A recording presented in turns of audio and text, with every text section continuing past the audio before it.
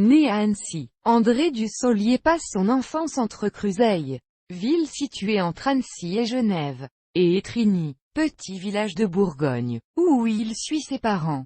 Alors percepteur, il ressent très vite le goût de la comédie. En effet, à 10 ans, il monte sur scène lors d'une représentation scolaire de L'Enfant et la Rivière. Mais après son bac, son père le pousse à suivre des études universitaires. Il entame donc des études de lettres modernes et de linguistique à Grenoble où il obtient 2 licences et une maîtrise. Cependant, sa passion pour la comédie ne l'a pas abandonné. Il décide de monter à Paris afin d'y devenir acteur. Il arrive à 23 ans à Paris, où il suit les cours d'art dramatique de Jean Périmoni, pour préparer l'entrée au conservatoire. Il est admis et en sort avec un premier prix. Les portes de la comédie française lui sont alors grandes ouvertes. Il en devient pensionnaire à partir de 1972. Cette même année, il obtient le premier prix de comédie avec Francis Perrin.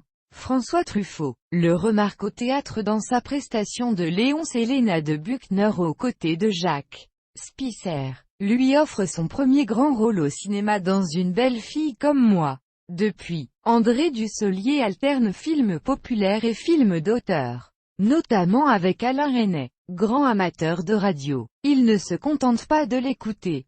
Il en fait beaucoup, pour l'atelier de création du Grand Ouest de Radio France. Il interprète, en 1991, le rôle de Prisca dans la dramatique d'André Targe Lettres des Montville, aux côtés de Cécile Baquès et de Paul Leperson. Il remporte le César du meilleur acteur en 1998 pour son rôle dans On connaît la chanson d'Alain Resnais, le César du meilleur acteur dans un second rôle dans Un cœur en hiver de Claude Sautet en 1993. Ainsi qu'en 2002 pour son interprétation du chirurgien militaire dans La chambre des officiers de François Duperron. Il reçoit le 7 d'or du meilleur acteur pour Music-Hall de Marcel Bluval en 1985. Il enregistre la voix off du film à succès de Jean-Pierre Jeunet Le fabuleux destin d'Amélie Poulain en 2000. Il prête également sa voix à la lecture de quelques textes d'À la recherche du temps perdu de Marcel Proust pour les éditions Télème. Il participe, pour une anthologie des films de Georges Méliès paru en 2008 en DVD. En lisant les commentaires de l'auteur sur les films, il prête sa voix pour promouvoir le vin de la maison de champagne de Passy-Grigny. Dans une vidéo de présentation du village, une salle de spectacle porte son nom à Divonne-les-Bains.